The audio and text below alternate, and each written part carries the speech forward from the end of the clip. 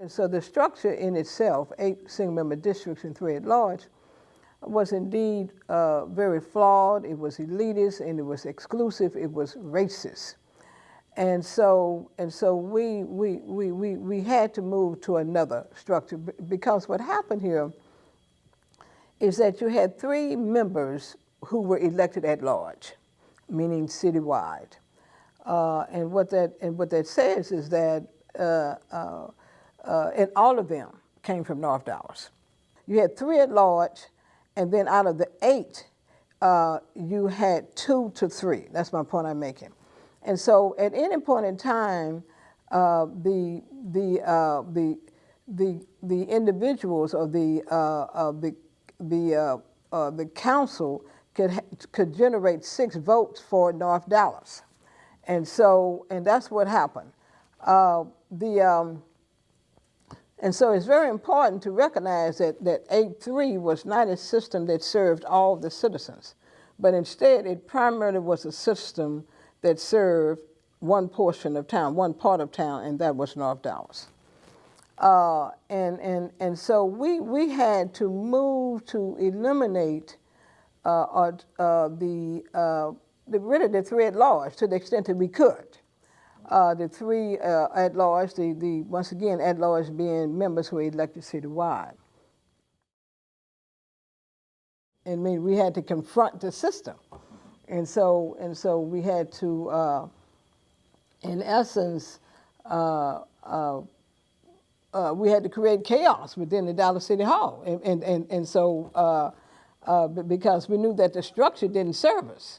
We both, really, Councilman Lipscomb and I, both came from the activists, the organizing experience in history. And so we didn't have any problems creating the chaos, confronting the system, or as you put it, assaulting the system, because it simply did not serve those people who elected us.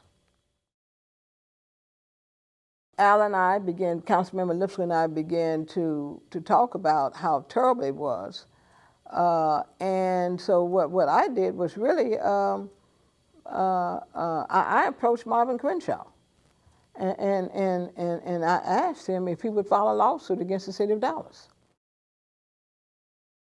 There were people now who many of whom did not, I'm talking about council members, who did not support a 14 single-member districts and 1 at large. They did not support a single-member district. It's important to note that that a coalition was formed to create single-member districts. It was a coalition that was formed with the Latino community. At that time, it was Diane Ragsdale. And also a coalition formed with members of the Anglo community led by Joan Smartser. And so we formed a coalition, and that's very important, because we got to acknowledge that it was a movement by a number of people from different walks of life. And so we went to court. And we while the movement contributed to 14-1, I'm talking about the organizing, the protests, Al and I elevating the issue at the council level, Marvin and Roy acting as the plaintiffs. All of this was critical, but we cannot forget, at the end of the day, it was Judge Buckmeyer who said this city will have a single-member district system with 1 at large. Okay, it was that final conclusion. So we got to, and then of course at the end of the day we got to talk about the lawyers as well, Bessie Julian and Mike Daniel. And so all of these different things together, the legal component working with the political component, the political component working with the activism and the activist component, with all of these different elements together. And I think that has to be conveyed to our young, that the lawyers simply cannot do it by themselves, and you should not allow them to dictate your movement.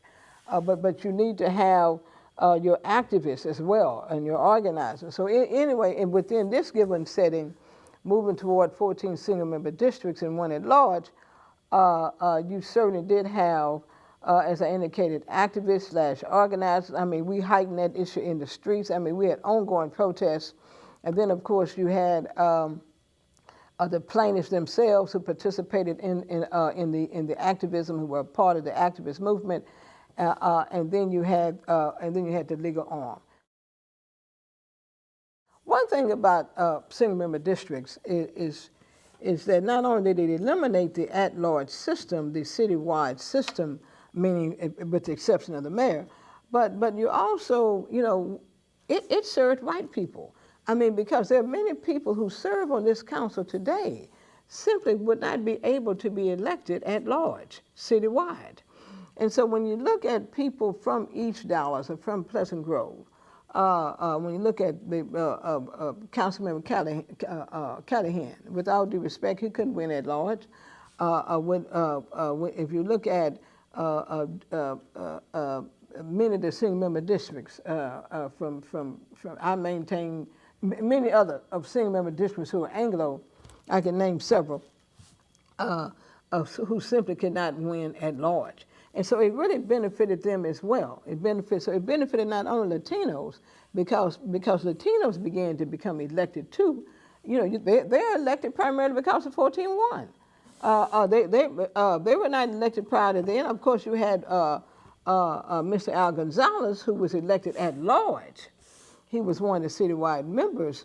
And then, of course, you had some previous at-large city Latinos. But my point, though, when you're elected citywide, you don't have the money, you don't have the resources to do that, and also you tend to be controlled and directed by those who elected you, meaning the citywide, primarily North Dallas.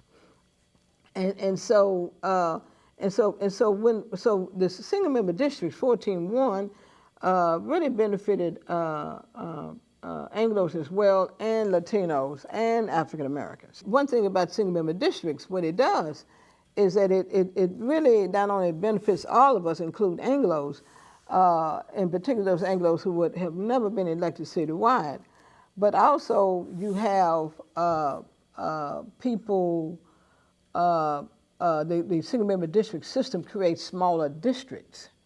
And so therefore it brings the government closer to the people.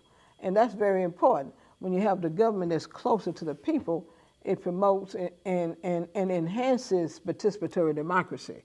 And so that is important that people realize that it benefited the general public.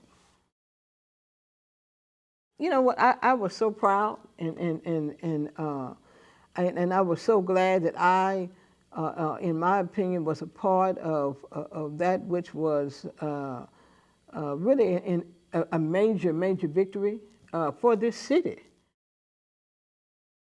You should be involved for a variety of reasons, for things that directly affect your life. So when you turn on the lights, you need to think about politics. You need to think about elected officials. The electricity is controlled ultimately by elected officials. When you drink a glass of water or go to the hydrant, I mean, Dallas City Hall, the Dallas Water Department determine what the rate is going to be. And so, I mean, in the city council determines ultimately how much we're going to pay for streets and sanitation along with the water. And also when you're complaining about when you don't have a good encounter with the police department, you need to think about politics, because the police department is controlled by elected officials.